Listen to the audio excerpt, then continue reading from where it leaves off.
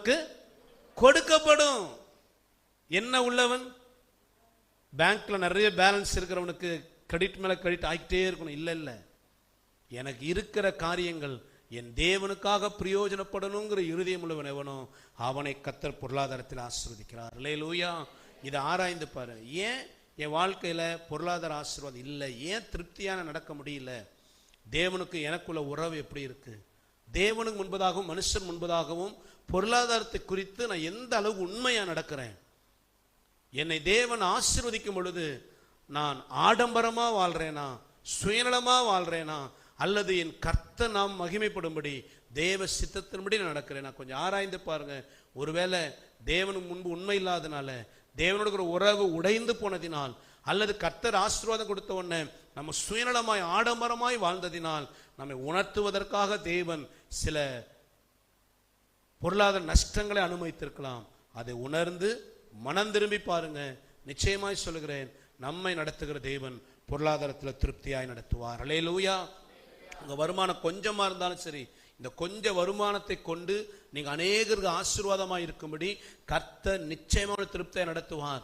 எப்படி நடத்துவார்? உங்க வருமானம் கொஞ்சம் தானா, வீண் செலவு வீண் நஷ்டம் ஒன்று இல்லாதபடி கையின் பிரயாசம் நீங்க சாப்பிடவும் பாக்கியமும் நன்மையும். ஏசாயா 26:3. உடையவன் உம்மையே நம்பியிருக்கிறபடியால் நீர் அவனை பூரண சமாதானத்துடன் காத்துக்கொள். நீர் அவனை பூரண சமாதானத்துடன் காத்துக்கொள். பூரண சமாதானத்தோடு நடத்துவாராம். எப்படி நடத்துவாராம்? இன்னைக்கு மனுஷோட வாழ்க்கையில் பெரிய பிரச்சனையே சமாதானம் இல்லாத ஒரு வாழ்க்கை. குறிப்பாய் குடும்ப வாழ்க்கையில இன்னைக்கு அநேக, நான் சொல்லுகிறது ஆவிக்குரிய குடும்பங்களே சொல்கிறேன், இன்னைக்கு ஆவிக்குரிய ஜனங்களோட வாழ்க்கையில குறிப்பாய் குடும்ப வாழ்க்கையில என்ன இல்லை? இன்னைக்கு சமாதானம் இல்லை. கணவன் மனைவிக்குள்ள ஒரு சமாதானம் இல்லை, வீட்டுக்குள்ள சமாதானம் இல்லை, பிள்ளைகள் நிமித்த சமாதானம் இல்லை, புருஷனால சமாதானம் இல்லை, மனைவியினால சமாதானம் இல்லை. இன்னைக்கு அநேக ரட்சிக்கப்பட்டவர்கள் தான், நல்ல தெய்வ பக்தி உள்ளவர்கள் தான், கர்த்தரை அறிந்தவர்கள் தான். ஆனாலும் வீட்டுக்கு ஏண்டா போறோம், வீட்டுக்குள்ள எப்படா வாழ்றது, ஏன் தான் இந்த குடும்பம், எனக்கு எதுக்கு இந்த வாழ்க்கை?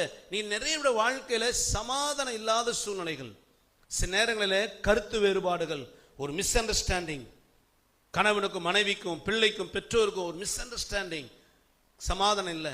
ஆனா சபைக்கு வருவோம், கர்த்தரை ஆராதிப்போம், எல்லாம் செய்வோம். ஆனா வீட்டுக்குள்ள எப்ப பாரு சமாதானமற்ற ஒரு சூழ்நிலை, பிரச்சனைக்கு மேல பிரச்சனை, போராட்டத்துக்கு மேல போராட்டம், வாக்குவாதங்கள், வீண் வாதங்கள், கருத்து வேறுபாட்டினால ஒருத்தருக்கு ஒருத்தர் கசப்பான வார்த்தைகள், சமாதானம் இல்லை.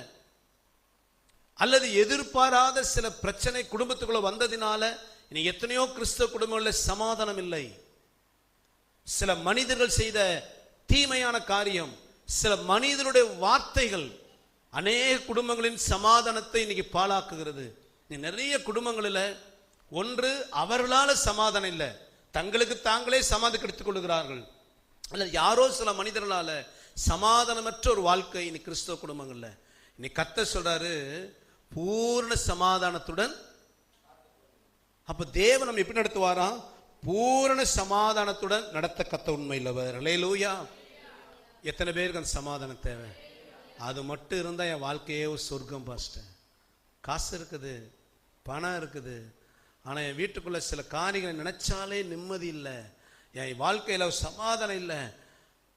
சில நேரத்தில் நான் எதை பேசினாலும் தப்பா போயிடுது, அல்லது எது என் வீட்டில் நடந்தாலுமே தப்பா மாறிடுது, அல்லது சில மனிதர்களை நம்புறேன், அவர்களாலே குடும்பத்துக்குள்ள பிரச்சனை, என் குடும்பத்தில் நிம்மதி இல்லை, வாக்குவாதங்கள், வீணான சண்டைகள், குழப்பங்கள், சமாதானமற்ற சூழ்நிலை, நிம்மதியா இல்லை.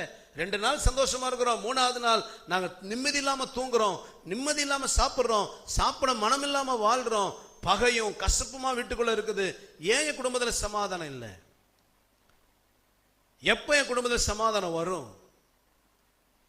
ஆனா சொல்றாரு, உம்மை உறுதியாக பற்றி கொண்டிருக்கிற மனதையுடையவன் உண்மையே நம்பியிருக்கிறவருடைய நீர் அவனை பூரண அப்போ தேவன் மனுஷன் எப்போ சமாதானம் நடத்துவாராம்? நாம் யாரை பற்றி கொள்ளணுமா? கர்த்தரை பற்றி கொள்ளணுமா? எப்படி பற்றி கொள்றது? வாசிங்க, பிலிப்பியர் 4 அதிகாரம் நீங்கள் ஒன்றுக்கும் கவலைப்படாமல் எல்லாவற்றை குறித்த உங்கள் விண்ணப்பங்களை ஸ்தோத்திரத்தோட கூடிய ஜெபத்தினாலும் வேண்டுதலினாலும் தேவனுக்கு தெரியப்படுத்துங்கள். அப்பொழுது எல்லா புத்திக்கும் மேலான தேவ சமாதானம் உங்கள் இருதயங்களையும் உங்கள் சிந்தைகளையும் கிறிஸ்து இயேசுக்குள்ளாக காத்துக்கொள்ளும். என்ன சமாதானமா? எல்லா புத்திக்கும் மேலான அப்படின்னு என்ன அர்த்தம்னா, யாராலையும் புரிந்து கொள்ள முடியாத ஒரு தேவ சமாதானத்தை தேவன் நமக்கு தருகிறவர். அல்லேலூயா.